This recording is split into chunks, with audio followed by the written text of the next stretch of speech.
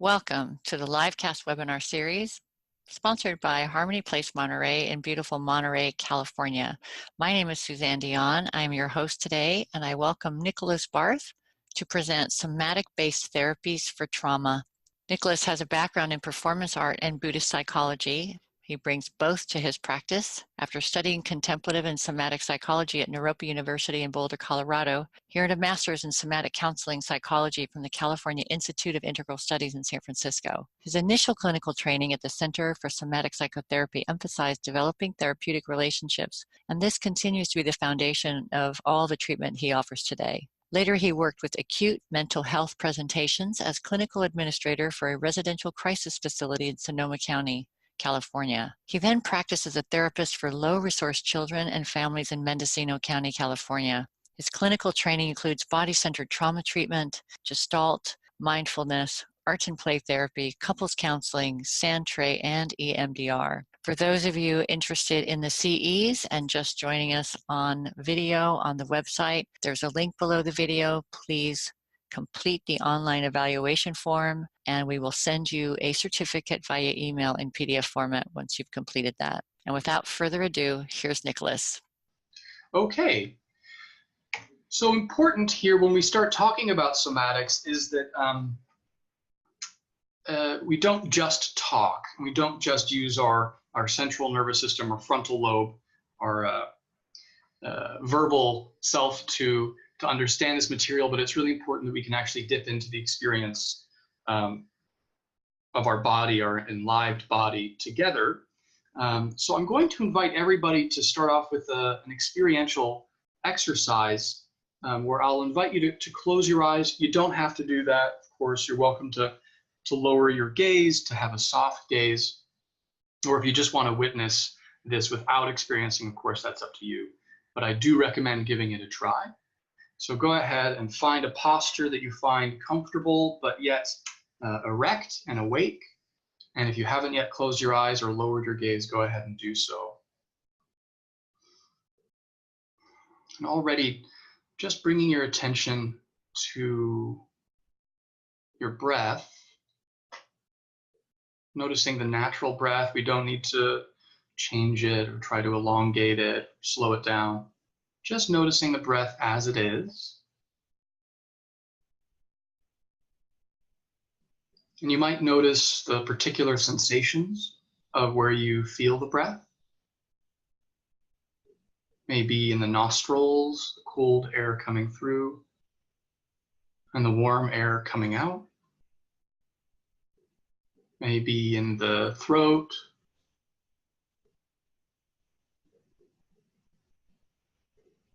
or the lift and fall of the chest or abdomen as it expands and contracts.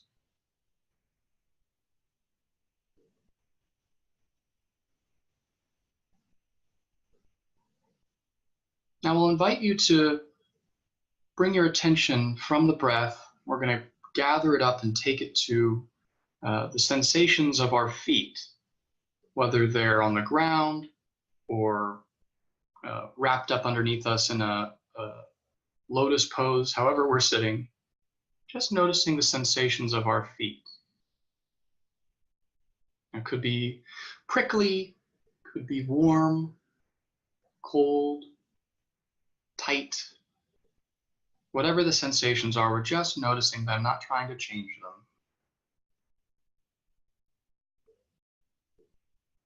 So moving up from the feet, we're going to bring our attention to our legs and just noticing any sensations that are present from our feet to our pelvis. Again, there may be prickly, tickly sensations, warm, tight, loose. Whatever the sensations are, we're just letting ourselves notice them.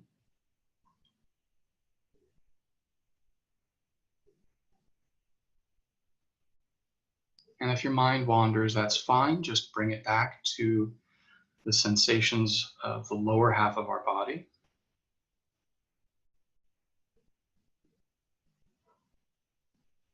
And then moving our attention up to the pelvis now.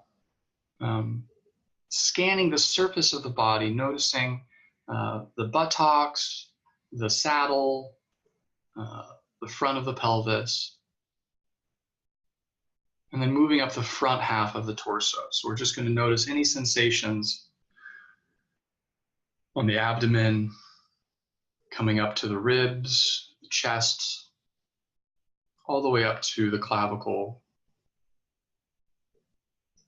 Just noticing any sensations here. And then switching to the back side of our torso, the lower back,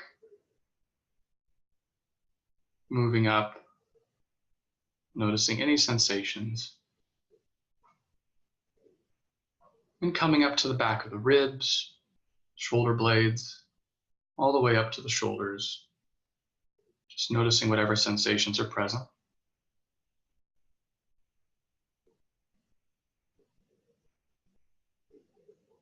Good. Picking one of the fingertips, one hand to start with, moving from the fingertips up to the wrist, noticing any sensations there.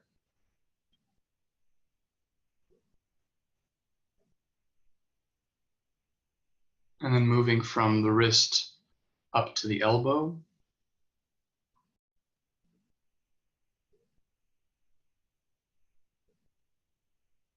And the elbow up to the shoulder.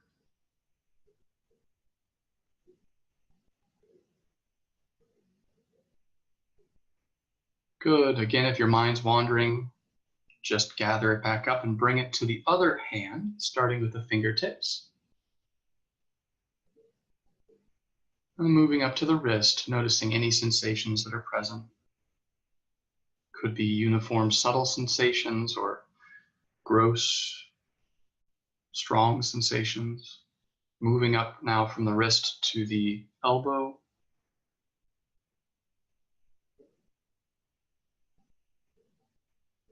And again, from the elbow up to the shoulder, noticing any sensations that are present.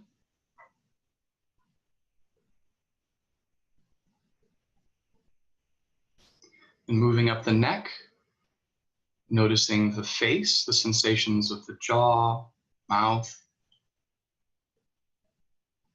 cheeks and nose, the eyes, eyebrows and forehead.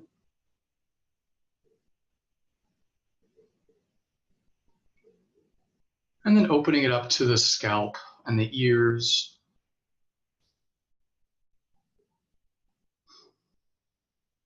Finally coming up to the very tip of the crown, the top of the head. Noticing any sensations on the very tip of the head.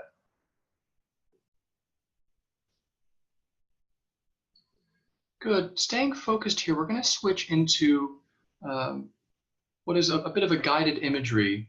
So noticing if you can recollect a memory of a pleasant experience, something recent, something enjoyable, something fulfilling. Could have been a gathering with friends, could have been an enjoyable moment with a lover or a loved one. Just bringing up in your memory pleasant past experience. If you have a calm, safe place already identified, or a happy place that you like to visit, go ahead and just let yourself notice the sounds and the smells of that memory. See if you can look around in that memory and take it in.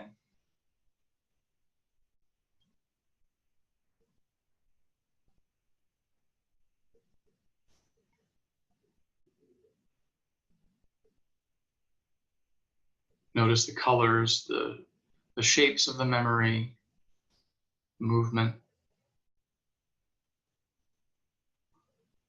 And then check in with your breath and your body sensations. Just notice if there's any shifts since we did the first body scan. You may feel the same or you may have different sensations. Just noticing and then coming back to that positive memory, calm, safe place.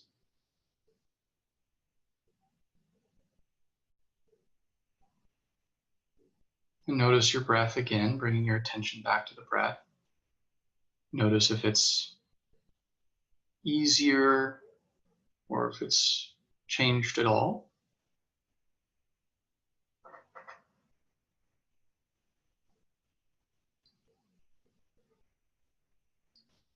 And then finally, if there's a name or a label for this place, like a handle, could be paradise, could be sandy beach, whatever comes up for you, just to name or label this identified calm and safe imagination.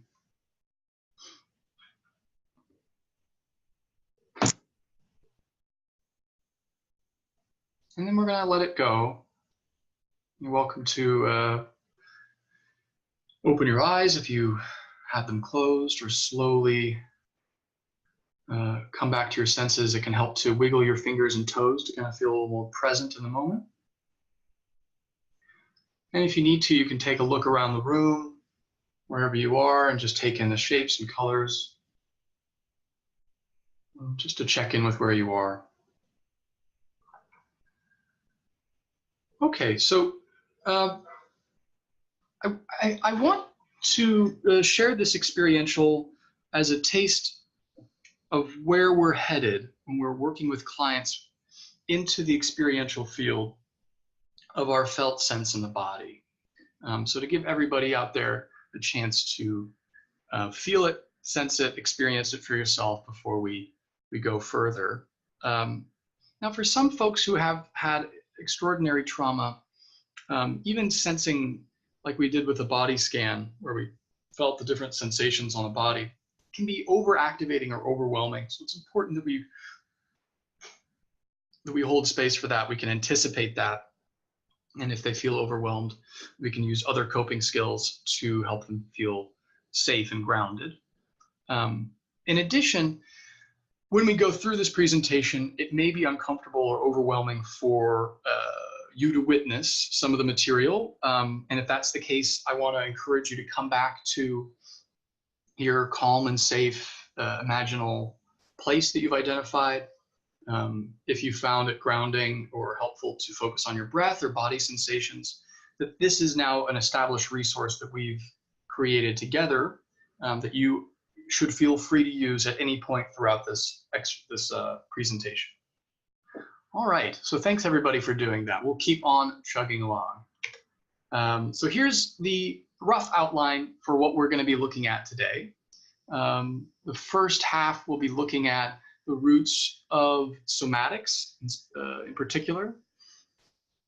Then we'll give a quick overview of what the felt sense is as kind of the core feature of somatics. I want to give a little overview of the contributions of Wilhelm Reich and Stanley Kellerman and the implications of their work for working in trauma. And then we'll move into the rich field of neuroanatomy to understand how the nervous system is affected by trauma and how we can work with the nervous system in supporting clients to recover from trauma. At that point, we'll take a little break. Any questions to be asked, I'd be happy to field them. And then we'll move into what PTSD is, particular techniques and resources to work with it with your patients. And finally, all of that I'm hoping to hold within a three-phase model of treatment for treating trauma. All right, so without further ado, let's dive right into the what somatics is. Now on the right, I have a pretty little animation, and for the rest of the presentation, there's going to be a lot of media alongside in the presentation, and there's generally going to be a resource for you to follow up if you're interested in that media. Okay, so what is somatics? According to Wikipedia, right, the fountain of all pedestrian knowledge, we have that somatics is a field within bodywork and movement studies which emphasizes internal physical perception and experience. So the term is used in movement therapy to signify approaches based on the soma, or the body as perceived from within.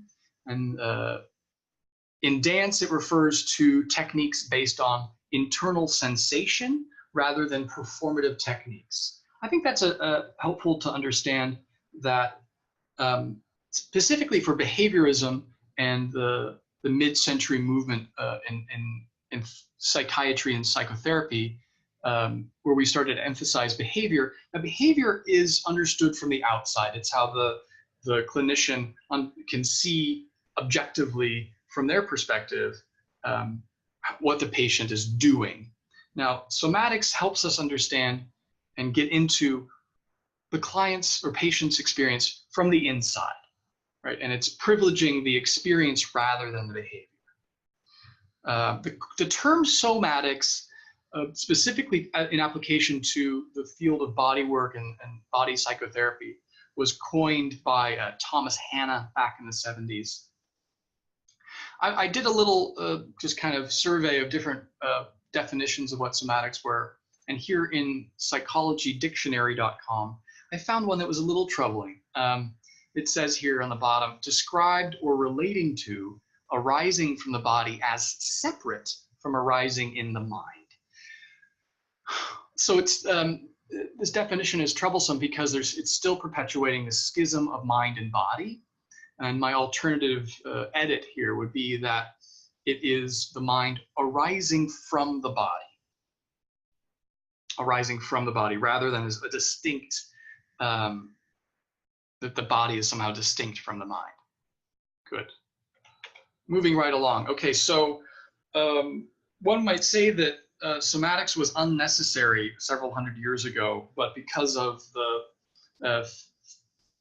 the ideological movements of the Renaissance and modernism, where I can look here, it says Western Lineage, where the body and the mind were split, that the somatics has become necessary again. So in physics, we had positivism and materialism, reductionism, that all kind of broke apart the body and the mind into distinct ontological units. And that was paralleled by, in religion in the West, where the body was seen as sinful and of the earth, and the mind, where the spirit was seen as divine.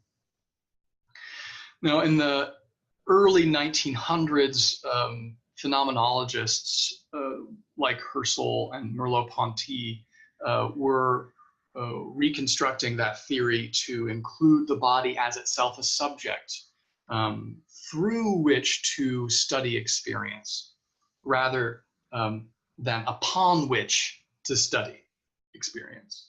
And long before somatics was included in psychotherapy or body work or in the healing arts, it was more about just the pure study of sensations themselves.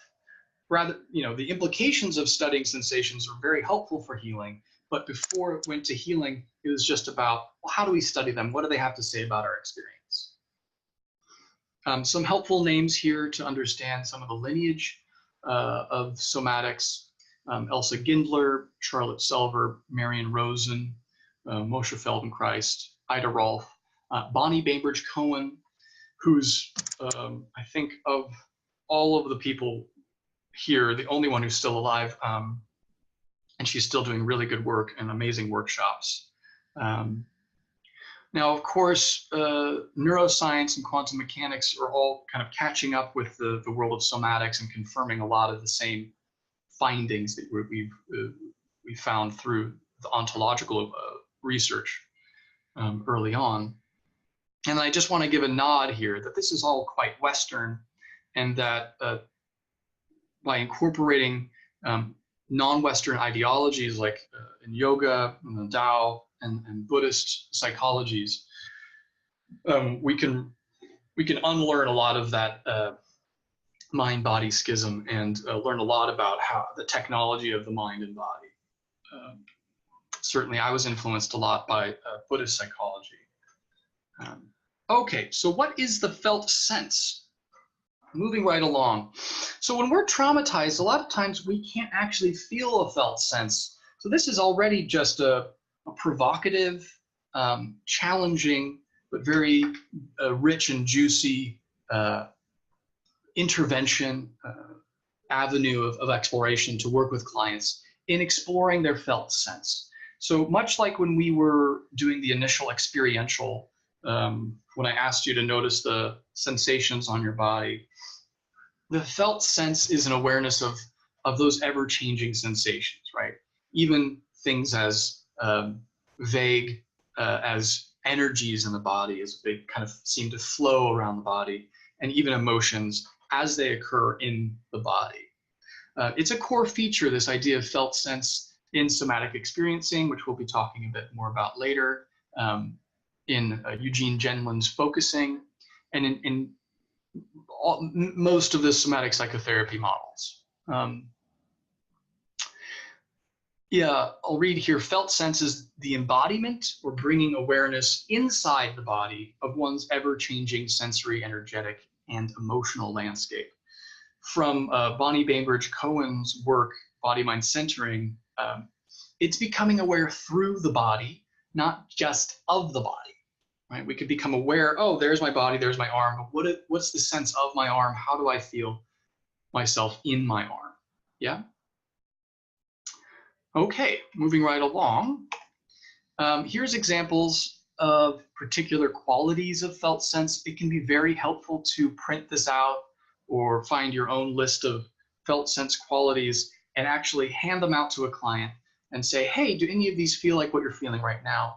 Having the vocabulary to describe our sensations as a clinician to encourage our client, but for the client themselves, it's very important to grow their familiarity with their felt sense. Once we can name it, we can get so much more particular about how we communicate it, and our kind of working familiarity can get a lot better.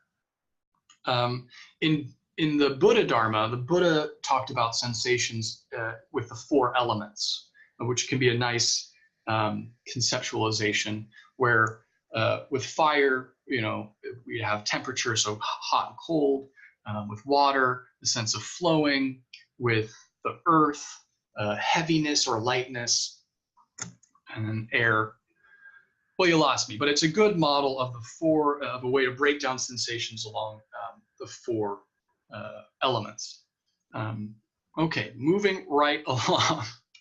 Lots to cover in this presentation, and we may have to kind of take a bird's eye view of a few of these things just to have time to get into the nuts and bolts of treatment later on. So Wilhelm Reich was a student of Freud, who was later ostracized because of his unorthodox approaches and research. But most importantly, as we can see with this image here on the left with the belts, he conceptualized the body as of having these 7 bands, or armor bands, where we hold either lots and lots of tension, which he called rigidity, or hypertonicity, this armoring, or on the other side we hold not enough tension, hypotonic, too loose. I liken it to a guitar here on the right, in that in order to play a note, a guitar has to be tuned kind of in the middle. If you tighten it too tight, the strings will snap. If you tighten it too loose, they get all wobbly and don't make a noise. In response to trauma, a lot of our patients will show up with varying bands, either in rigidity, which I'm noticing now I spelt wrong, or in this kind of chaos and collapsing into chaos. And so the model towards health here would be to find a middle place to build tonicity that is more adaptive, right? So I can be loose when I need to be loose, and I can be tight when I need to be tight. And that it's not just an automatic defense or armor that may be in response to those original traumas. He was criticized a lot, and the human potential movement that came a little bit later was criticized a lot on their focus on catharsis, on expressing pent up, repressed emotional experiences. And it's really important, I name this in trauma treatment, that we don't want to flood our patients. We don't want to have a focus on catharsis. We want to have slow, contained expression rather than stripping them of their defenses and laying them bare. So that's another takeaway here, is it's not about stripping them away of their armor, but making their armor a choice. They can put it on and they can take it off as needed. All right. I think we're going to skip over Stanley Kellerman here. I may say just a brief word that Kellerman is another formative therapist. He looks at how we're shaped, how our structure works in the body. And this is just one of his theories around pulsation, that all organisms pulse, but because of trauma, we may get stuck in certain points of this pulsation. We may get stuck in rigidity or in denseness, or we may get stuck in motility. Now, a healthy organism pulses on all four of these.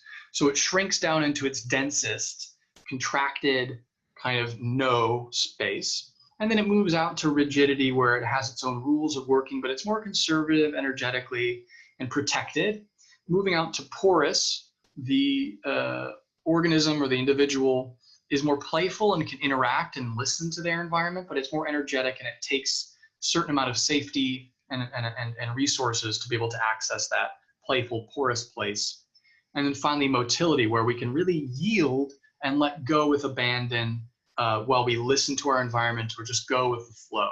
And again, we can see that in response to trauma, some people just have learned to go with the flow, just collapse, like with Reich's armor, we can collapse. And then on the other side, the armor in response to trauma can put us into this rigid, dense place where we just automatically lock down when we're stressed out. So the implication here is that we're going to try to be able to have access all of these places as necessary, as an adaptive response, rather than getting stuck in old protective strategies, right? Okay, well, I mean, I'm trying to do this very quickly, so if you didn't get it, come back. You can check out this YouTube link to learn more about it from Stanley himself, who recently passed away, but he was very important to the field. So I urge you to check that out if this piqued your interest. Okay, so we're moving into the specifics of the nervous system.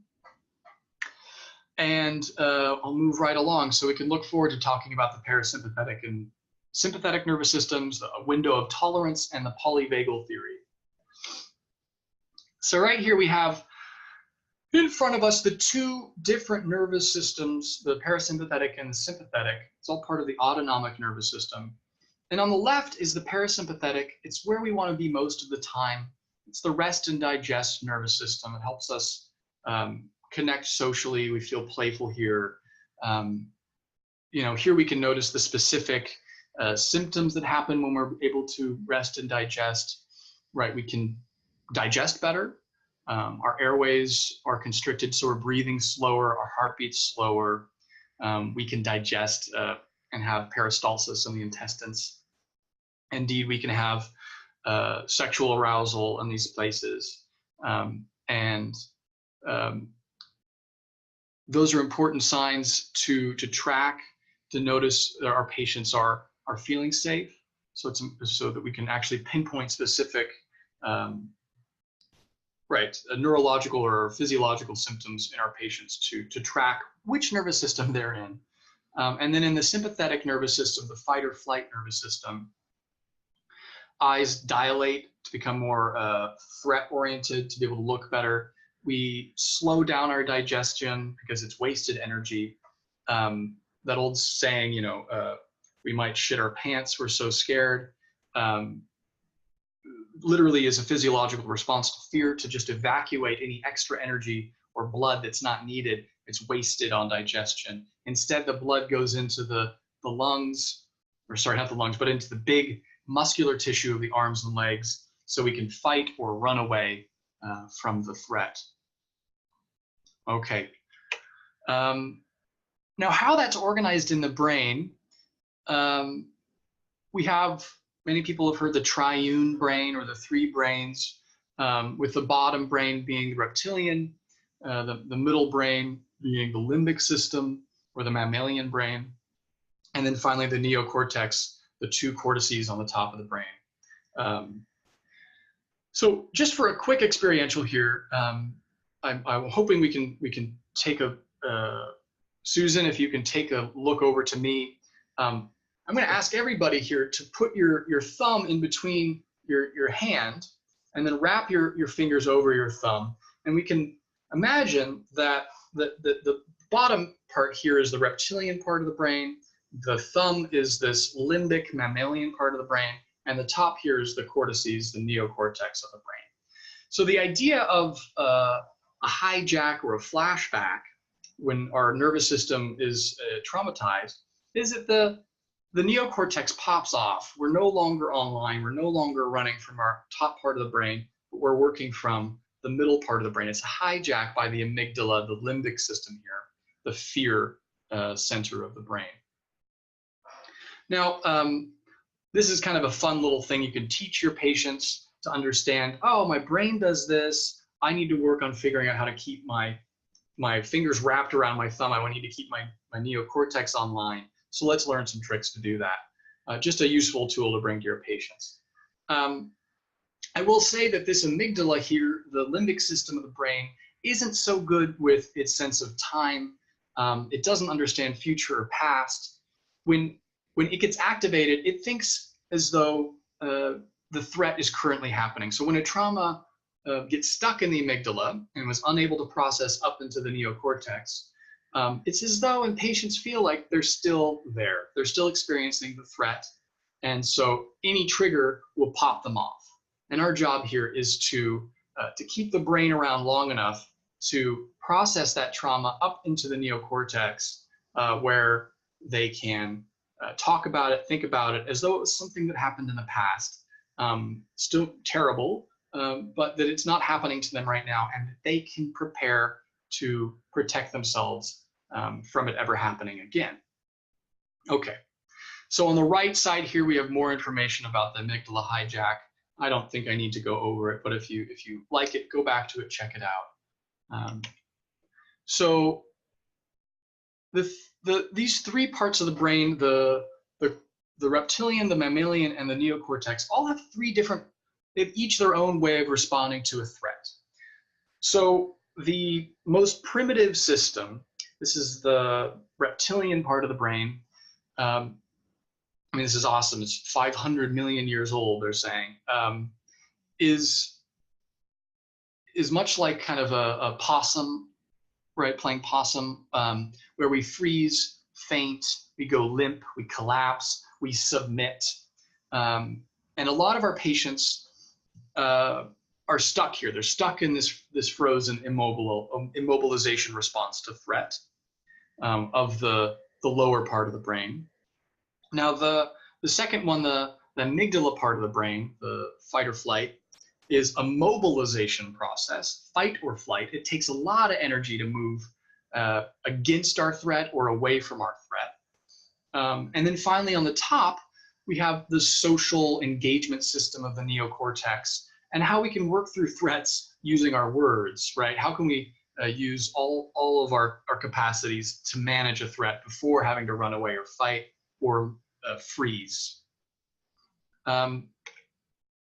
So here's those three brain systems, but put onto a graph here. And this comes from the Polyvagal Theory from Dr. Stephen Porges. He's in Ohio. He's great. I've added at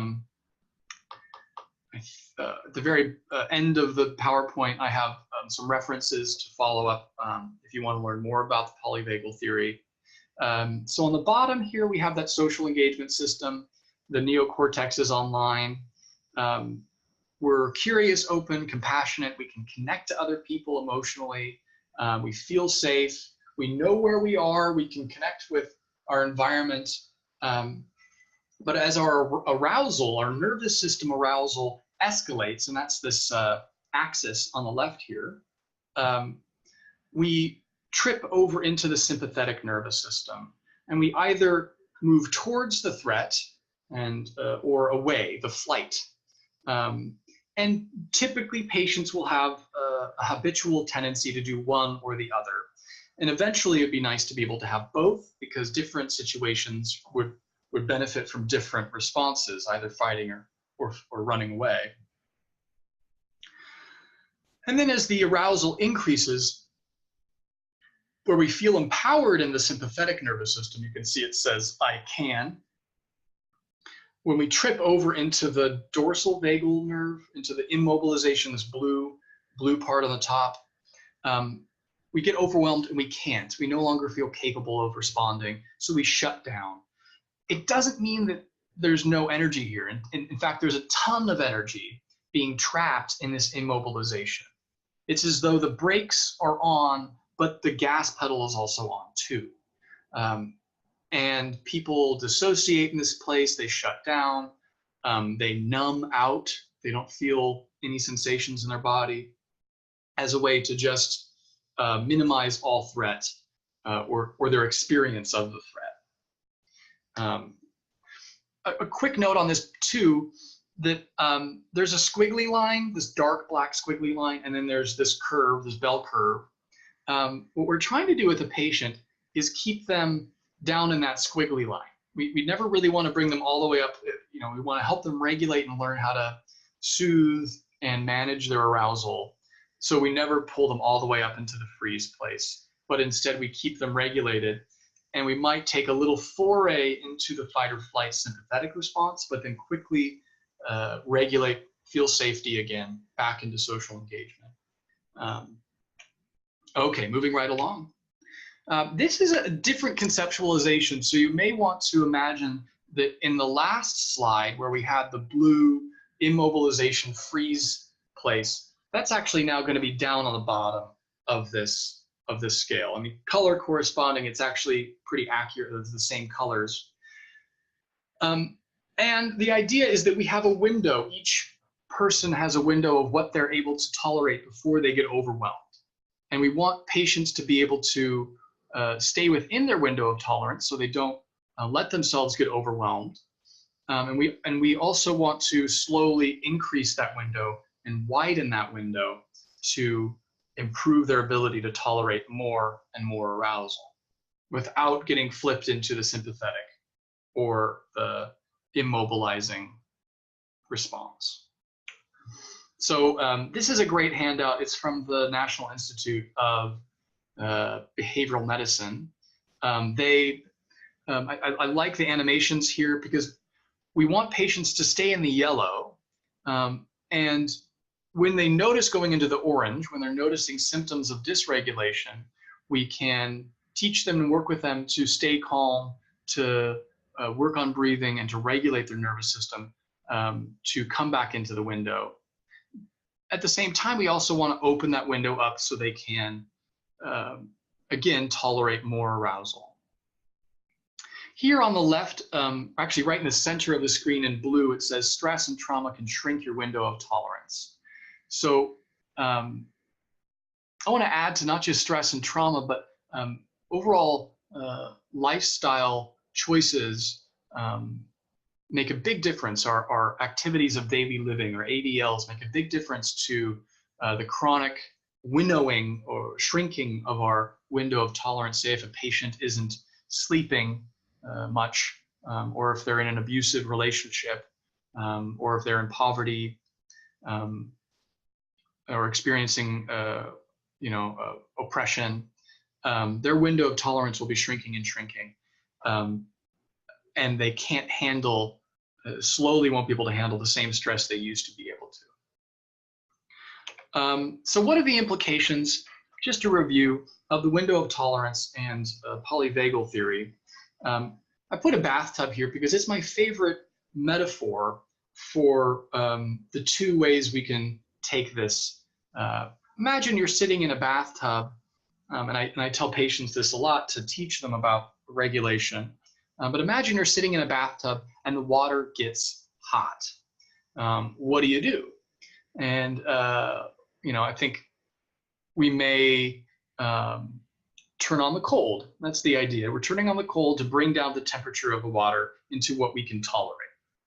Now, what if the water gets too cold? Then we got to turn on the heat and increase arousal. So for some depressive patients, it's very important for them to learn behavioral activation and ways for them to activate and get more excitement in their lives so they can move out of the depressive lethargy and lack of behavior. And on the other side, the second implication here is distress tolerance. So we want to be able to sit in that bathtub with colder and colder water and sit in the bathtub with hotter and hotter water. So we first want to start with regulation. So we first want to teach our patients how to regulate their nervous system, to be able to manage when they're getting aroused, how can they calm down? And then if they're getting depressive, how can you activate yourself?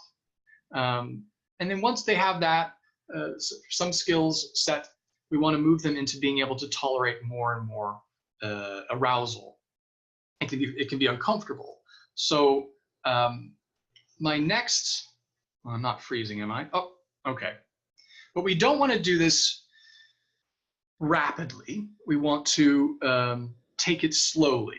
So I'm going to let Peter Levine explain it. He's the founder of Somatic Experiencing, and he's got his favorite metaphor here of a slinky.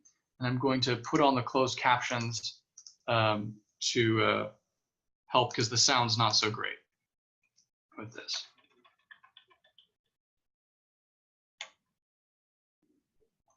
We talked about trauma as being a highly energetic response, right? Tremendous amount of energy. I just happen to have one of the greatest inventions of the 20th century, the slinky.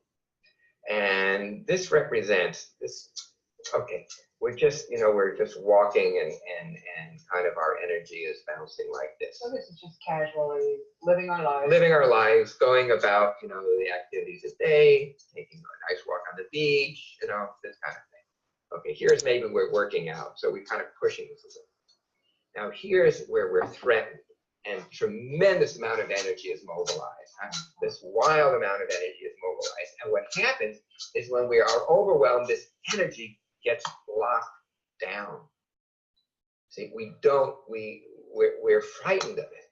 The best thing you can do is to shut down your metabolism so that you are no longer using oxygen. So that's it. So this energy gets locked down here. And so we step on it. We try to keep it. It must take a lot of energy to hold that amount of energy. You better believe it. And that's again why we get these kinds of tremendously painful symptoms when we've been traumatized, because in a sense these are fragments of sensory body memory. And what happens in healing trauma is that you kind of bring these elements, these sensory experience together in a coherent way while discharging this energy. And it's not about getting the memory or even the effects of the memory, but of how much energy has to be released and cannot be integrated into the organism. And that's the key, is in discharging the energy. Because here's the bound energy. Now, what would happen if this energy released all at once? It would be tremendously bursting of energy, and it would be chaotic. See? And that's what happens when they get triggered. That's right. That's right. When they're reliving the trauma, this energy just goes crazy. I guess that's why some people end up actually being violent at that moment, or violent towards themselves. Right. Violent towards themselves or violent towards the other. It is not uncommon for returning soldiers to, in the middle of the night, be attacking, sometimes really hurting or even killing their wives or their spouses with this unbridled rage, because they are experiencing as though somebody were coming to kill them. As far as they know, they're protecting their lives by trying to kill a Viet Cong soldier. So the important thing in this process is to find a way to release this energy gradually. What you want to do is create the situation allows a little bit of energy to be released. You see the way it vibrates. And again, you see it vibrating. And again, until the full energy is integrated back within the nervous system, and that, if you like, is what allows the nervous system to reset. Okay, so we're going to take a pause there. If you want to and you're interested, you're welcome to come back to this YouTube. It's very informative. The takeaway, and there's lots of takeaways from his work, but specifically understanding how the nervous system gets locked down in that immobilization place. As we can think about the Polyvagal Theory, that blue area where we get locked down into the freeze place, but it's actually still charged up with a tremendous amount of energy. And what we need to do is find ways to slowly and gradually let out in gradual digestible bits the energy that's been stored up in there. And that requires a lot of safety, but also skill on the part of the clinician to be able to notice and track the signs that the patient is starting to get a little overwhelmed or disturbed by how much the nervous system, and then switching back into safety. We're going to come back to the specific skills that Peter Levine has developed. But I wanted to, let's see here. What did I write before? Therapists maintain safety. We gently pendulate into the traumatic stuff that's frozen, that charged up frozen stuff. But we avoid explosive discharge. We want to avoid that flooding flashback where they're discharging all of that energy at once. So this is my particular conceptualization here, that we want to stay within the Goldilocks zone of proximal discomforture. So growth happens when we're uncomfortable, but not when we're too uncomfortable. So it's important that we can challenge our habits, but we're not getting overwhelmed. So I have this kind of this middle place here, the exploratory discomfort. And that's what I think when he had the slinky and he was starting to discharge very small amounts of energy up top, that's this exploratory discomfort, because it's not going to be comfortable releasing a lot of this stuff that patients have tried to avoid and keep on lockdown. So we want to keep it just a little bit at a time coming up and not getting into the red, the overwhelm. Yeah.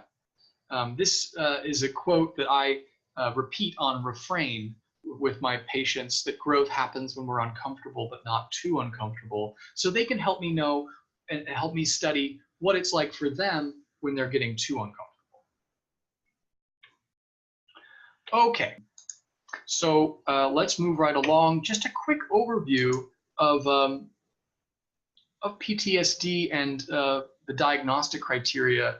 Now we have these hyperarousal symptoms of that pent-up energy in the body. It shows up with feeling tense. Are we easily startled? We may have panic attacks.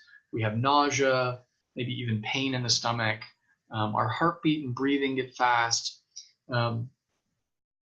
This sometimes can be the hypervigilance, the sense of never being safe. And then we have flashbacks. Patients will have these intrusive images, emotions, feelings, and behaviors coming out that most of the time are held back, are frozen, are dissociated or avoided because they're overwhelming or disturbing. They'll come back and flood us with a little flashback. Patients oftentimes be like, I don't know why I'm having this sensation. They might misattribute them to daily living anxieties. So if I'm having anxiety in my body that's actually a flashback from PTSD, a patient might be saying, oh, I'm really worried about, my husband and his job, or I'm really worried about, my friend and our relationship, or whatever. They might be misattributing it to try to make sense of where are these sensations coming from. But it's very often, it's very clear that it could be an intrusive symptom from PTSD. And I think the biggest part of my understanding here too is also this avoidance factor. So patients typically will avoid all reminders to the original trauma. And it can take an awful lot of effort to do so. They may not remember what happened. They may not be able to feel any sensations in the body or any anger or sadness. They've just dissociated those feelings because they're too close to the original memory. I'm seeing a question coming in from Annalise. The question is, how would you help your clients to slowly release the energy that they've been building up inside? Really good question. And we're going to talk more about techniques in this part of the second half of the presentation. So hold on for that one, and we're gonna get to that. Good. Another question: what can patients do, or what can one do at home without a therapist to learn to stay in their Goldilocks zone when they're in social situations with many people? So I think it's important to identify the specific indicators or antecedents, the symptoms or signs that we're getting close, that we're starting to feel overwhelmed, and to pay attention to that closely and study them. Okay, so all right, I know I'm going into a stressful situation. I'm going to really pay attention to my signs of my heartbeat, my autonomic nervous system arousal, or whatever the specific symptoms are that we may notice, so that we can, in a way, anticipate them and prepare for them, knowing that we will be able to use the coping skills or whatever sorts of regulation or distress tolerance skills we have to manage those symptoms, or heck, even to leave the stressful environment. These three phases I'm going to introduce of how to treat trauma, it's important that I highlight the word phase as rather than a stage, in that a phase is a non-linear experience that we might return to elements of it. So I have the whirlpool galaxy here, and just a visual representation of a spiral that many times I'll say to patients that healing happens not in a linear fashion, but in a spiral fashion. And we often return to themes, feelings, topics, pains, memories, but we do so from a wider perspective. We revisit that part of the wheel, but just from a wider perspective. So we may go into the first phase of treatment with stabilization, where we're developing our somatic resources to stabilize. And when we feel stable, we start to process the traumatic material gradually. And we may have to return back to stabilization to help the patient, feel calm and soothed and ready to return to their life outside of treatment. I'm hoping to encourage everybody, if you're interested in this topic, to check out Trauma in the Body by Pat Ogden. It's a seminal text which covers pretty much everything from this point on, and even the earlier part of our presentation in great academic detail. It's written very well, and I highly recommend it for anyone who's interested in putting this into your practice. So I mentioned the first two phases, so stabilizing the patient and then starting to process the traumatic material and validate the survivorship that we've actually made it through these traumas, that the ways that we managed getting through it were smart, adaptive strategies that kept us alive. And then with integration, the third step, we need to find other ways to respond to stressors in the future. So now that we've validated that the strategy to manage the stress in the first place, or the trauma in the first place, was useful, well, what are some other ways that we can to respond to our strategies in life, to stresses in life? We'll go into much more detail about that as we go along. So starting off with stabilization, we want to just do a quick review of certain skills, resources, and techniques to help with stabilization. So the first one here, I actually like to teach patients these resources. And I've got a little friendly boat and a kid with a floaty there to remind us of a particular metaphor I use with patients, that it's important to learn these skills when we're when we're not in stress, so that when we are in stress, we have them available. And so the metaphor I use is that we imagine going out on a boat and the boat sinking. That's not the time to learn how to swim. We need to learn how to swim when we're safe, maybe in a shallow beach, much like this beautiful white sand beach here. And then when we go out on the boat, if the boat were to sink or to hit turbulent water, we can remember, we know how to swim. We practiced our strokes. We have them ready if the boat should tip over. And wow, now I feel calmer. I think I might be able to manage these rocky waves, right? These high seas. So we're going to practice two techniques specifically today, just very briefly. The first one's orientation techniques. And this works with the nervous system to help calm and regulate. And the second one we'll be doing is this voluntarily regulated breathing practice, which I call straw breathing. And I also mentioned here progressive muscle relaxation, and then EMDR has a calm and safe place, kind of like what we did at the beginning of the presentation, but much more formalized and I think even more effective than what we did at the beginning of the presentation. So let's move into orientation. So it's a natural response for our organism to want to look around and scan the environment for any threats, but also for any curiosities to connect to our environment. So I've added these young little lovelies craning their necks and looking around their environment as a crucial part of this technique that we have to highlight for our patients. They need to actually move their neck. And that physiological use of the neck muscles to look around signals to the brain that, hey, we're looking for threat. We're checking out if we're safe or not. And for people who are immobilized in that polyvagal phase of immobilization, they're frigid and stuck, and that orientation response to look around has been frozen too. So just getting them to look around with craning their neck is very helpful. So just right now, all of us, let's take a look around the rooms that we're all in. I'm going to look back at right behind here, I have some sand tray figurines. I'm going to look back and kind of pay attention to them. But for everybody, notice, some blue things around the room. Just noticing kind of where are the blue colors in the room. And we want to just track them, notice them. We don't need to count them or kind of keep them in mind, but just noticing the blue colors in the room. And then switching that to all of the round things. So I'm going to notice the round things like my teacup's round, the light fixture is round, the lampshade is round.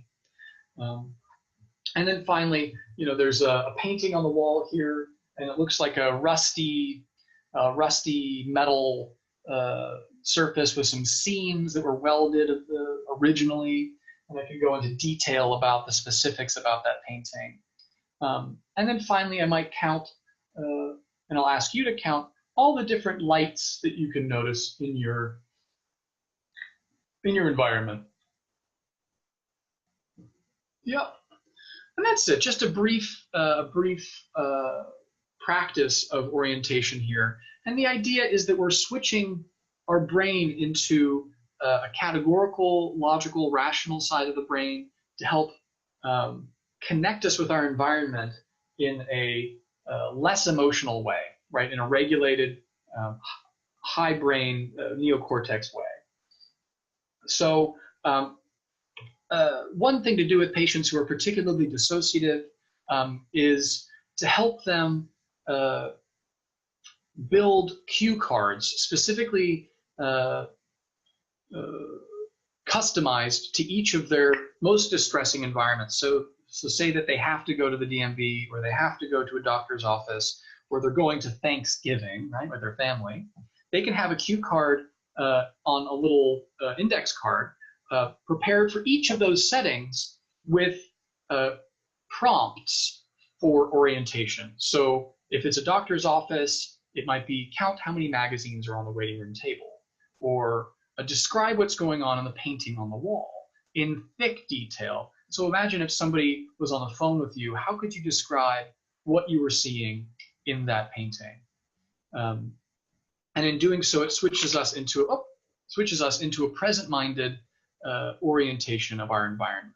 So it's just a helpful skill, because for many patients, actually going in and sensing their body and their sensations can be overwhelming at first. And this is a good skill to start. It's not focusing on their body or their sensations, which can be a little too uncomfortable, but starting them off with orientation can help them feel grounded and safe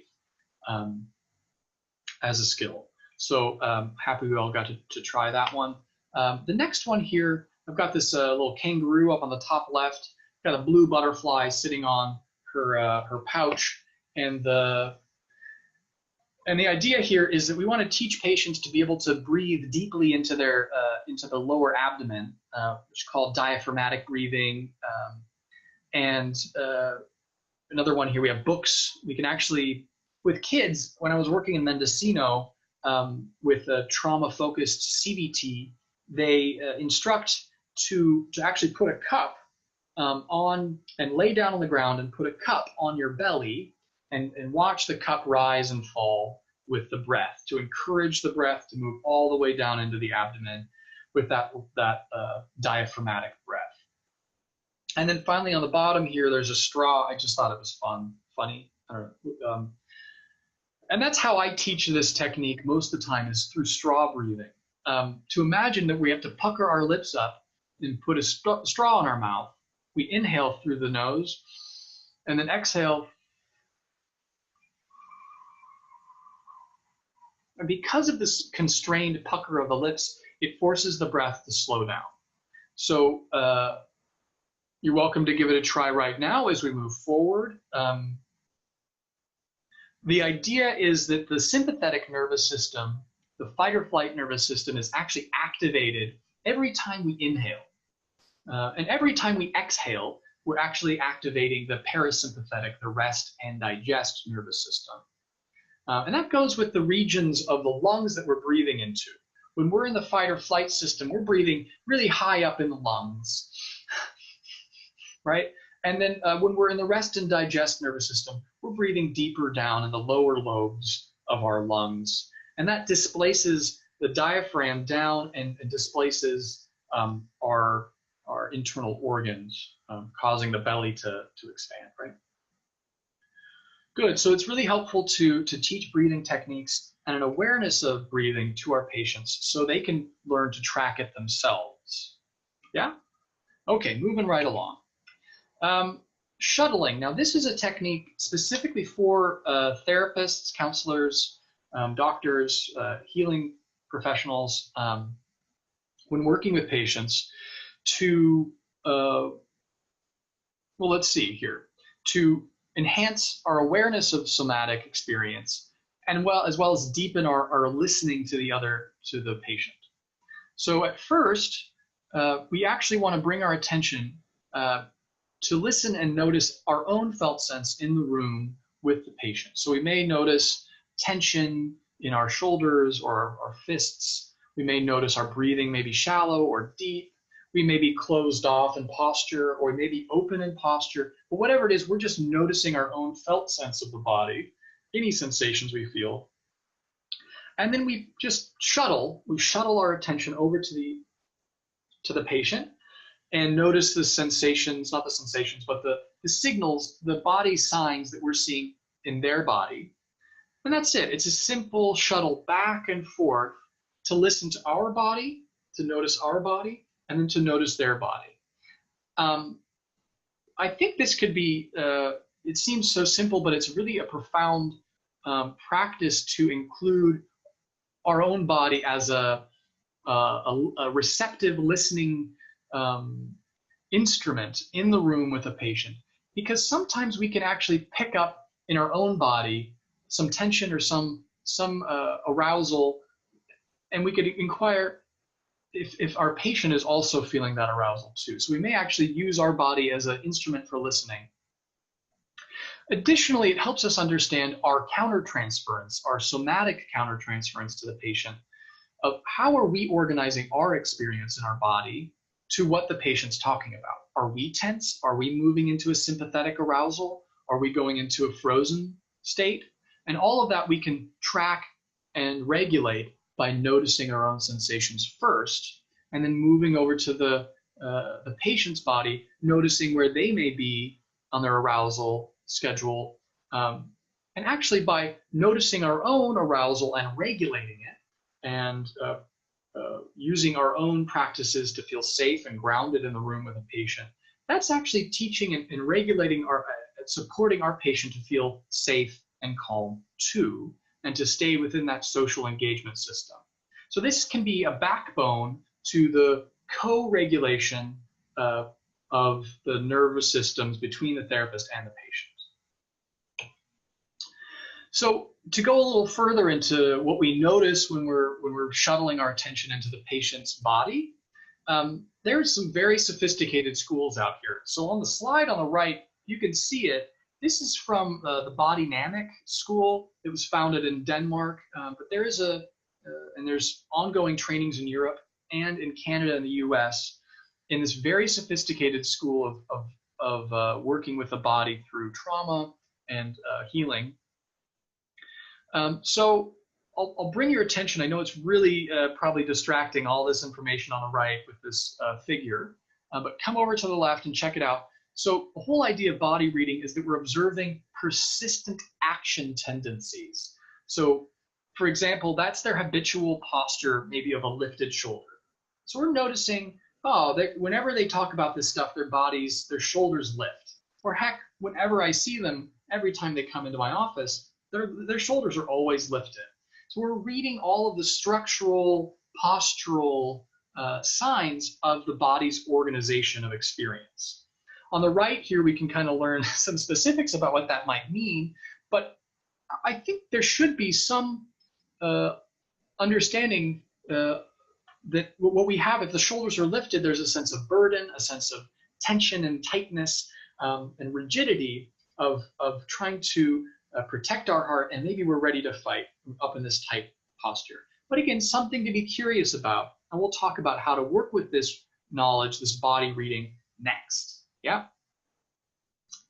So I want to say that a lot of times the body reading we're doing can correspond to underlying beliefs and emotional tendencies. So specifically, the shoulders being hiked can be corresponding to the belief of I'm always in danger, right? I can't let down my guard. And that emotional feeling of fear, of chronic fear. Yeah? Cool. So yeah, welcome to come back. Check out their website. Super interesting stuff. We're going to keep on moving along. So what do we do with that information? Say we noticed a posture, or we noticed their tension increasing, or their heartbeat, or not their heartbeat, but their breath slowing down or picking up in response to what they're talking about. Contact statements are specific devices to help the client direct their attention to their body experience. And we already do, as clinicians, we already do contact statements. We may be used to doing it for emotions and for thoughts, but here we want to include the body experience, yeah? So here's a couple examples. Seems like your body's tensing, right? So it's a present, something that's happening in the here and now, and we're just simply commenting that we've witnessed, I see that your body, it seems to be tensing, yeah?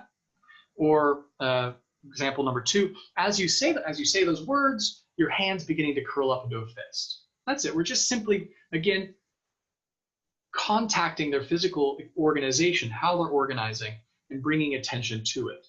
Yeah, I'm going to keep moving along. So in doing so, we get to track how they're organizing in relationship to us. Yeah, so we notice the subtle, those nonverbal cues that clue us into how they may be feeling defensive with us in the room. Maybe they're feeling submissive, and that might be shown by the lowering of eyes. They might be kind of collapsed in their posture. They may be frozen, frigid, totally tense and unable to speak. All of this can be tracked with our body reading, and we can contact them with these contact statements.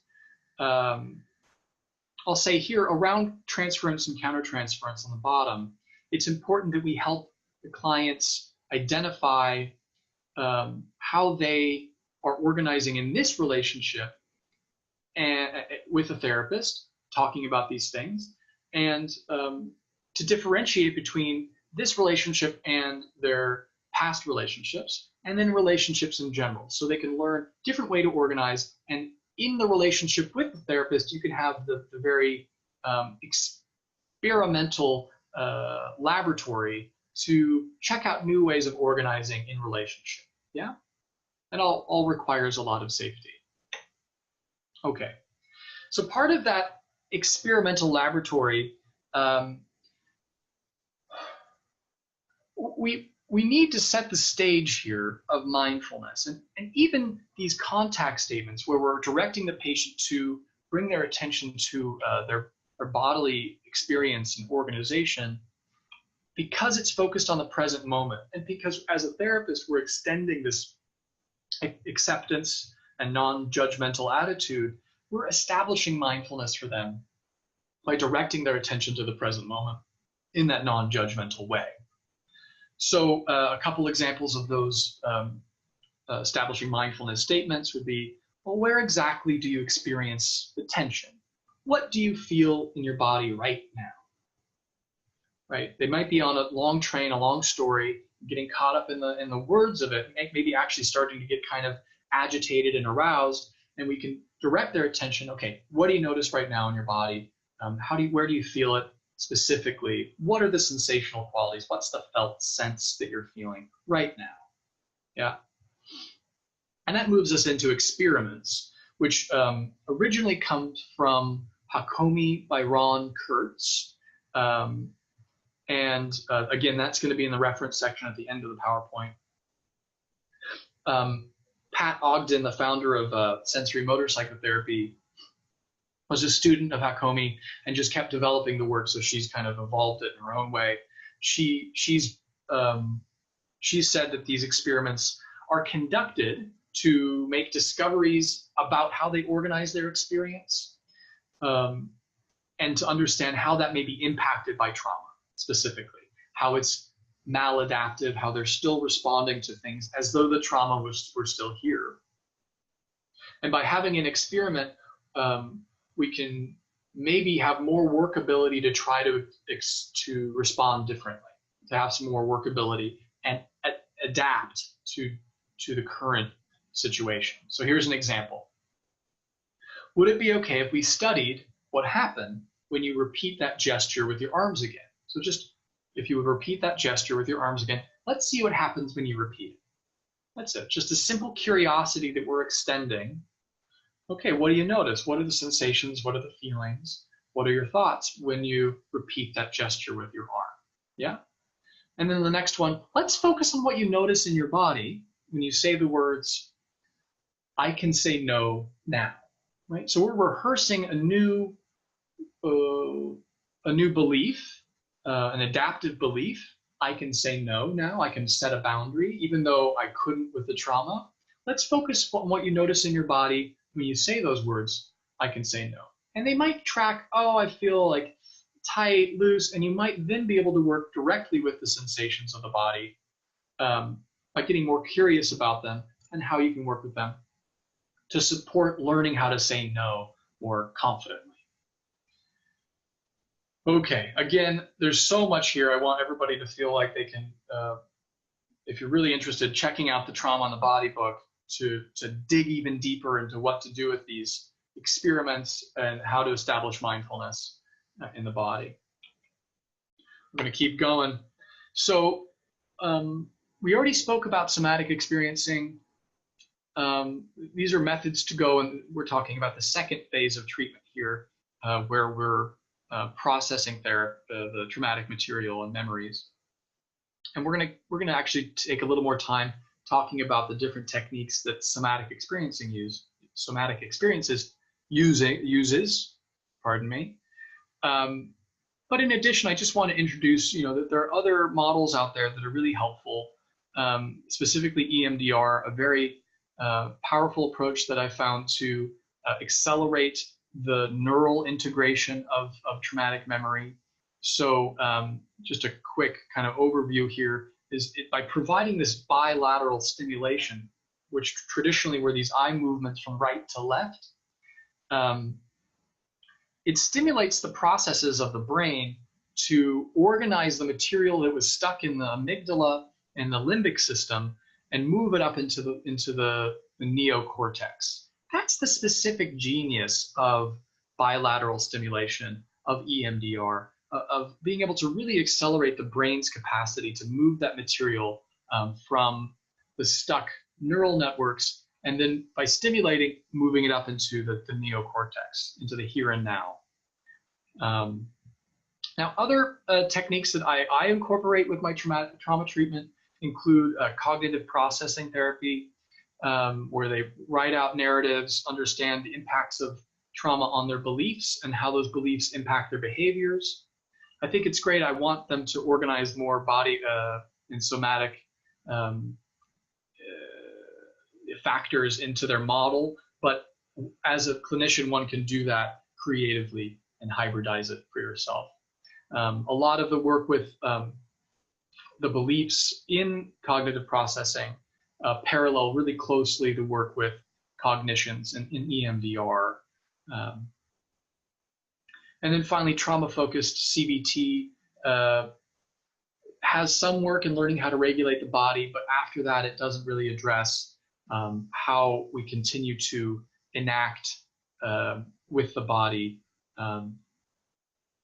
the trauma. So instead, it stabilizes the body with regulation techniques, but then just kind of leaves it from there and just focuses on being able to share the narrative of the trauma without being overwhelmed as the gold standard for CBT, trauma-focused CBT.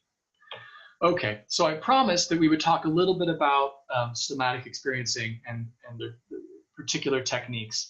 When Peter Levine earlier had the slinky out and he started to kind of slowly release a little bit of the energy at a time, that's called titration. So we're titrating into the traumatic material. And much like a chemist titrates chemicals into a solution, drop by drop by drop by drop, we want to titrate into the traumatic material, drop by drop by drop, and do tiny little forays into the traumatic material with no agenda to get it all out or get through all the material, but instead just to learn, okay, what is it like if we just do this little bit? What was that like? What did you notice in your body? To get curious about it.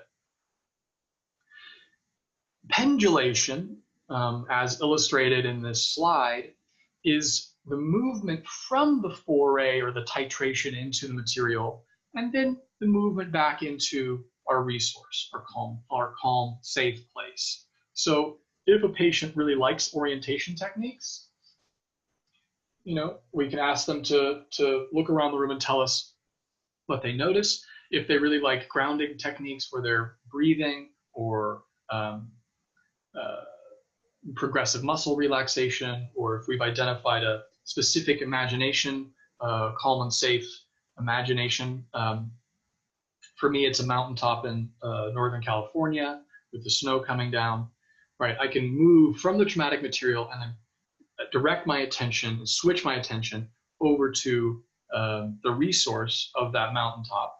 Let myself feel calm and soothed again, and then we can talk about what that was like, and then again drift back towards the traumatic material, and then come back to the resource, back and forth. This pendulation, it incrementalizes, it titrates the slow release of that blocked up energy without being overwhelming, right? So we just really want tiny little bite sizes of chipping away at that traumatic material to not get overwhelmed. And then by switching back into the resource, our nervous system feels safe enough to stay up in that social organization, social engagement system of the neocortex to reorganize that memory and what we call later presentify it. So we'll talk about that in a second. So I hope that answered a couple of the questions that came in earlier about slowly releasing energy that's been building up. Yeah? Okay. Come on, slides. Here we go. So part of integration, this is the third stage of treatment, according to Ogden. Now, the EMDR folks, this is the middle phase, so it just depends on what model we're thinking through. But the idea of integration is that we can understand that our current reality, internal and out and external, is different and distinct from our past, right? That's moving that material from the middle brain up to the top of the brain. And so in doing so, we now have all of our executive functions of our frontal lobe to be able to accurately predict what our experience and the impact of our experience and events will be on the future. So we can start preparing for the future. Here's a nice example from Ogden again. The client who experiences panic symptoms when men get on an elevator with her must learn to discriminate her internal experience, so the racing heart, the constricted breathing, the feelings of fear, from her external reality. That the men are her colleagues, they like her, they're well known, and that there are other people in the elevator. And here's the best part, she's able to protest if something inappropriate happens, right? So differentiating that, okay, my body's sending me these signals as though I'm not safe, but I know I can look around, I can orient, I can keep my myself online, my neocortex online, enough to then talk myself through it. Hey, I know all these people and I'm prepared. I know how to respond if something happens. Yeah. And that's this term here, presentification, right? Being aware of the present moment while realizing its relevance to the past and its implications to the future. So for this woman in the elevator, she's aware of the present moment that she's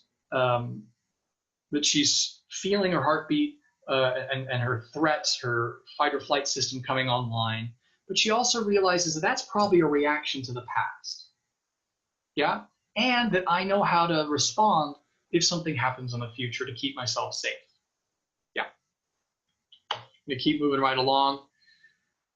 This is that adaptability. And I wanted to introduce Kellerman and Stanley Kellerman's pulsation and Wilhelm Reich's character armor, the spectrum between tonicity and tension and collapse and chaos with muscles. But to understand that when we're talking about a new adaptability, it's that they're able to respond in many different ways as needed, right? Sometimes it's appropriate to be tense, and sometimes it's appropriate to be relaxed, and sometimes it's appropriate to be someplace in between. And it just depends on what context I'm in. Okay. One more quote from Ogden here. When clients achieve realization that the past is accepted as having occurred to them in the past, this enables them to respond differently and more adaptively to the future. And now I can't emphasize enough how important it is to validate and affirm our patients that their automatic response, the stuck response of the nervous system, was once very intelligent. It was a very good idea when they were threatened, when they experienced that horrific trauma, that it was a really smart move on the nervous system in order to keep them safe or to minimize harm from the trauma. But that we don't want to be stuck in it. It can just be one of the options available to us to respond to threats, right?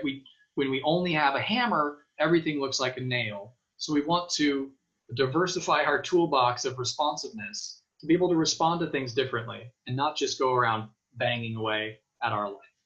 Yeah. Okay. So one of the popular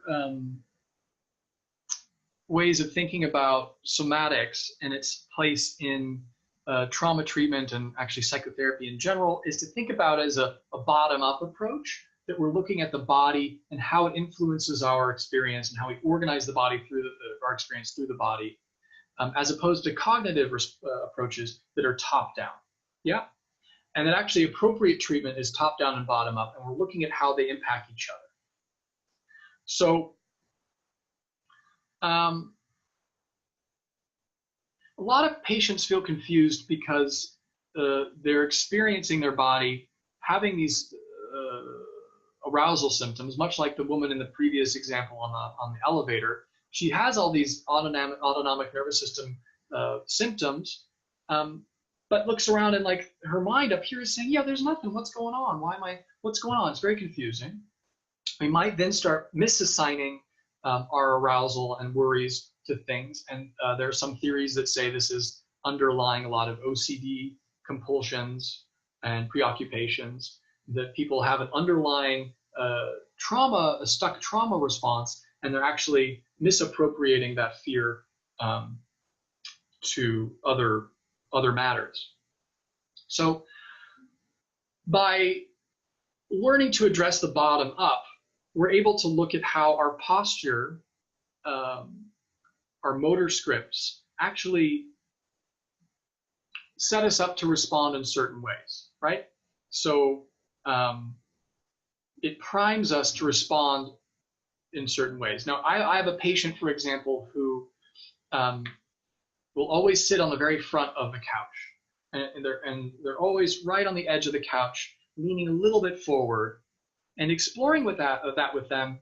They with a contact statement, I asked them, hey, I'm noticing your body's kind of sitting forward. What do you notice about that? What comes up when I bring attention to that? And they said that they were ready to run. That for them, it was the best posture to help them get out the door as soon as possible. So by being curious about the posture, we can understand that it's priming them to respond automatically to threat just by running.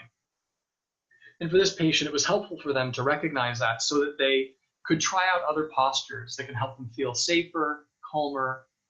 And they definitely are uncomfortable trying out, leaning back in their seat, still uncomfortable, but it's opening up new possibilities for them to respond differently to their life. So another example here, when given negative feedback in a supportive manner by a coworker, this woman instinctively cowered. So her posture cowered, without realizing it, was an artifact from her childhood abuse.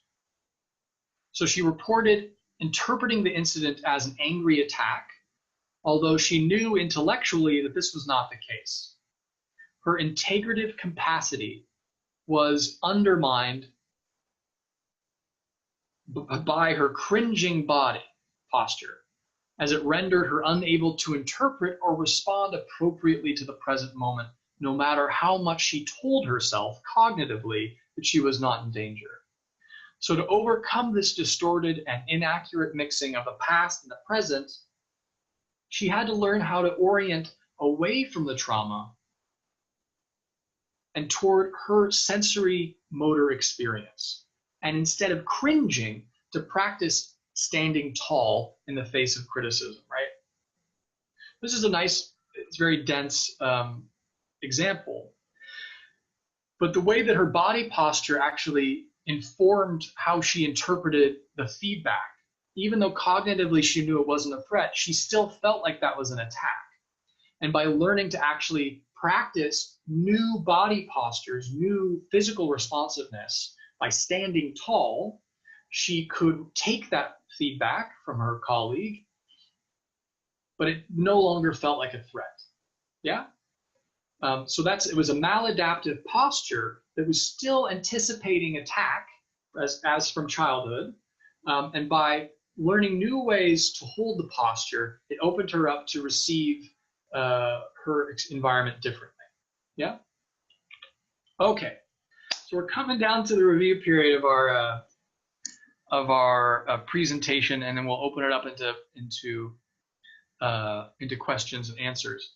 So the second half here, we talked about the three different phases. The first being stabilization, different coping skills, grounding techniques to effectively improve our patient's ability to regulate their nervous system and to expand their window of tolerance to tolerate more and more.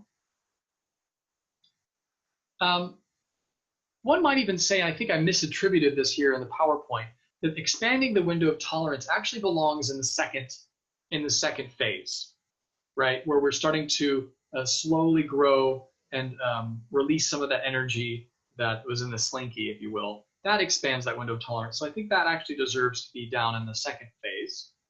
And in stabilization, of course, we're growing the sense of safety in the relationship with our patient, our own familiarity of what it's like to be in nervous system and to regulate and organize our own bodily experience in relationship to the client.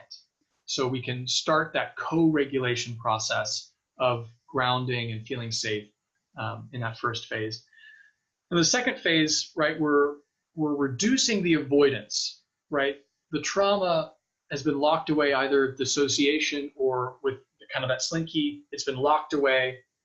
And we're going to slowly gain access to those previously dissociated memories, the dissociated feelings, the dissociated sensations. But again, titrating and pendulating into that to slowly recover of that nervous system expression. And then we want to be able to let patients who were stuck in freeze be able to rediscover the blocked anger and the blocked fear that may be trapped inside of that slinky, right? So the sympathetic nervous system may have gotten frozen in the trauma. So the fight or flight was frozen, and our job is to slowly allow the fight or flight responses to come back online. Those are some of the other tools in the toolbox we want to have for them to have available. So they're not always freezing, or they're not always running, or they're not always fighting. We can help them rediscover flight, rediscover their social engagement systems, to have all the different options of how to adapt to threat in the future. And then finally, the third step was to continue to use this new understanding of how they're organizing their body to inform going forward in their life, how they can open up to participate more fully in life. So here's the 4 different tasks or focuses that we've got on the slide here. We want to pick up the adult development tasks that may have been left by the wayside due to our incapacity from being traumatized.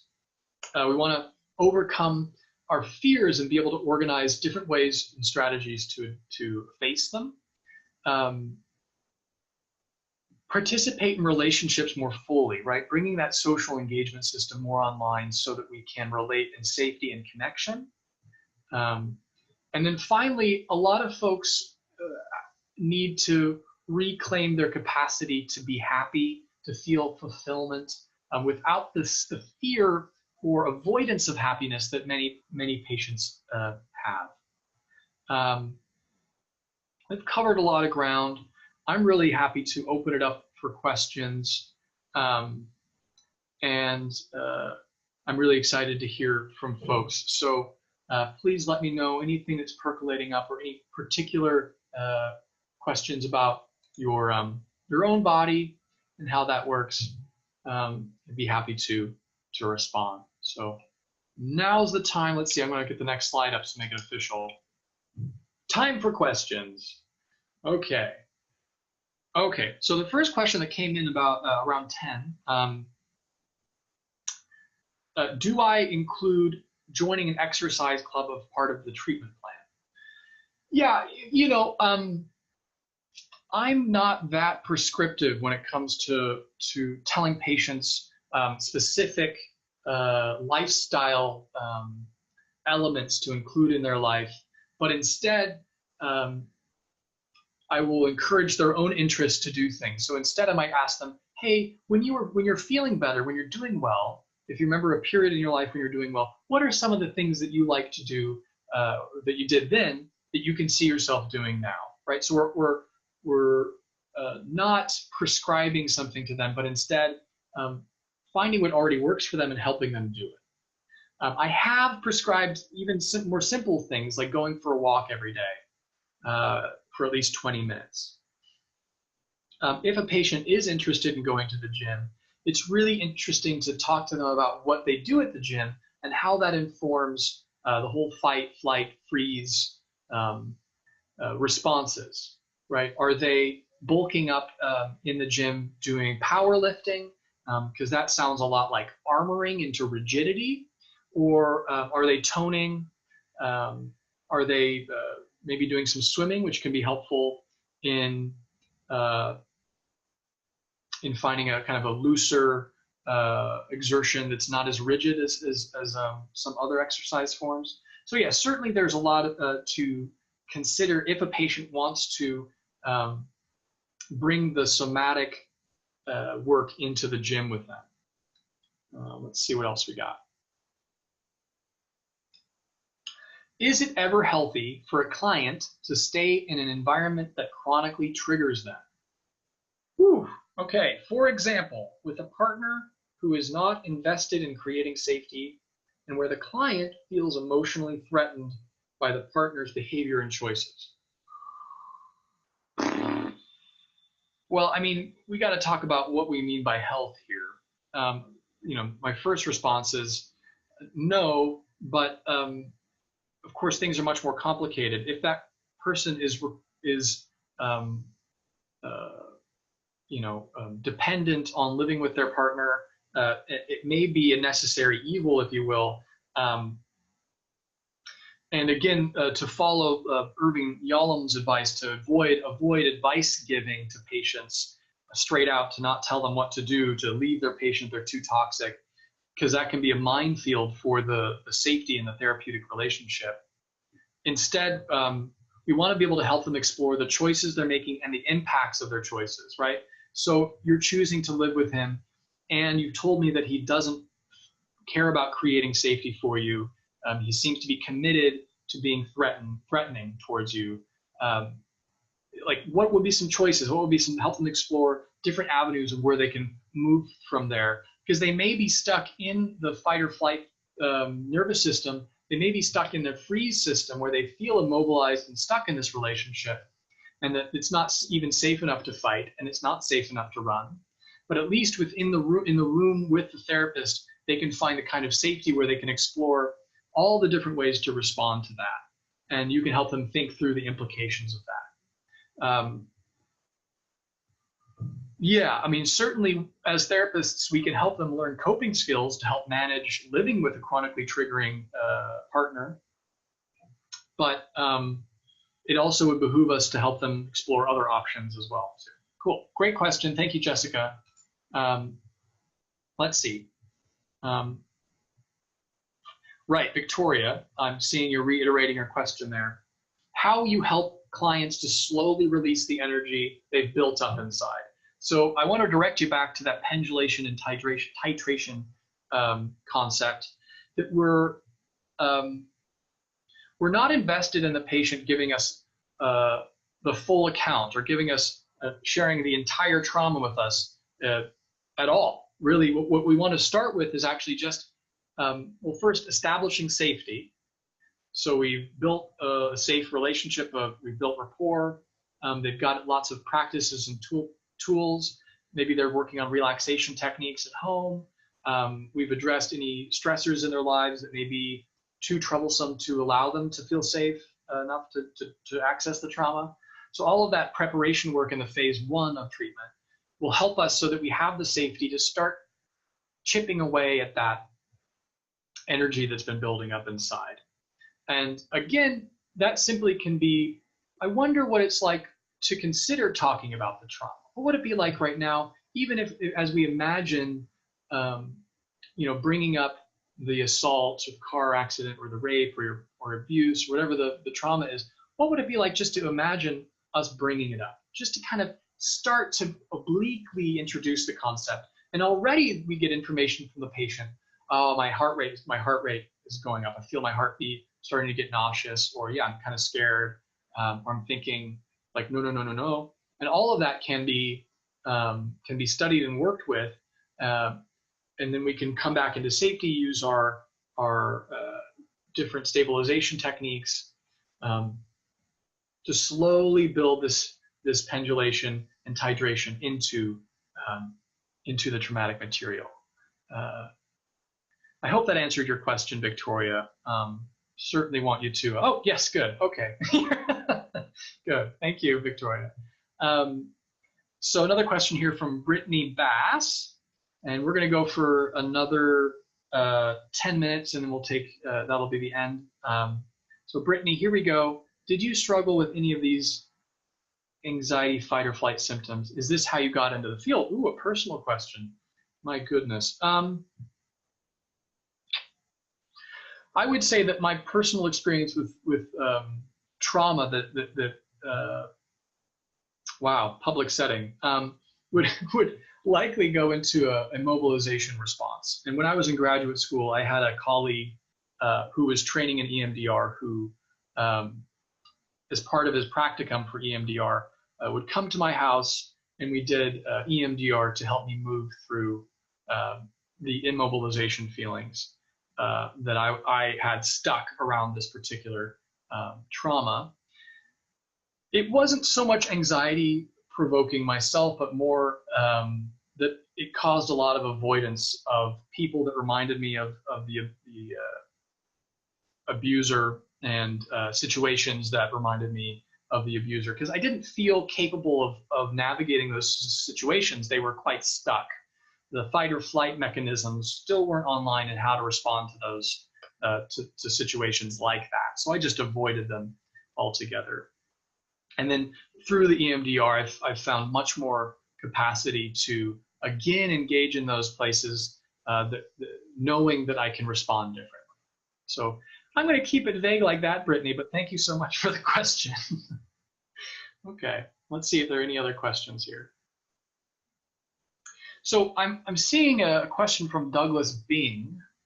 Is in the slide where you were sitting with someone, is that a normal part of treatment?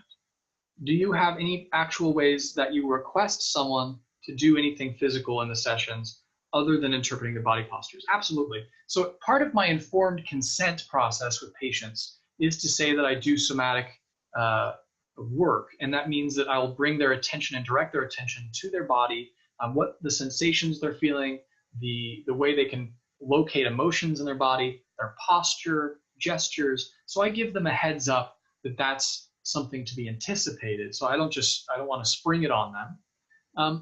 And then when I do introduce a somatic intervention, say a contact statement about a posture, whatever I'm noticing, or body reading in their body, I give the time to reflect on what it was like for me to do that, right? So after the intervention, I can say, hey, so what was it like when I brought the attention to the body? What is it like for me to go there in that way during treatment? So we can start looking at the transference work by asking, hey, what was that like when I did that? I also sometimes mimic postures to help them know that I'm paying attention to their gestures. It can make them very self-conscious, but it also can be a way to attune and to listen with the body. Say if they do a gesture, I might repeat that gesture. I might slow it down for myself just to reflect what they're doing and to bring their attention to their own gestures. When I've done phone sessions with patients, I can ask them to do and report what they're noticing in their body, to tell me what posture they're in, and essentially enlist their help to do the body reading for me over the phone. So, hey, what do you notice in your heartbeat, your breath rate? Where are you breathing into right now? Tell me a little bit about your posture. And that way, even over the phone, I can be doing somatic interventions and working with the body organization. Cool. Thank you, Douglas. Okay, well, no more questions have come in, so this will be the last chance if there are any lingering questions out there for a final one before we wrap up. Okay, well, I really appreciate everybody's thoughtful comments and questions. I'm really very excited that I got to share all of this work with you. And I finally just want to direct everybody's attention to the final page here, where I have some recommended readings to follow up and dig a little deeper into the work. my website, if you want to learn more about me and the work I do here in Monterey, check out montereysomatics.com, www.montereysomatics.com. And you'll find that on the second page of the PowerPoint that you were handed or delivered. All right, thank you so much. I hope this has spurred a lot of curiosity and wonder for your own body experience. Thanks, everybody. Nicholas, thank you so much. If everyone would fill out the evaluation form with the link provided to get 2 CEs, we'll have your certificates for you next week. And please do sign up for the next 2 webinars on December the 14th with Samantha Young on psychotherapy for trauma, and also Dr. Mark Schwartz on January 18th, psychotherapy for bipolar disorders. Nicholas, you were awesome. Thank you so much. Everyone's sending you a big cyber thank you. Everyone, you have a nice day. Thanks. Take care. Bye.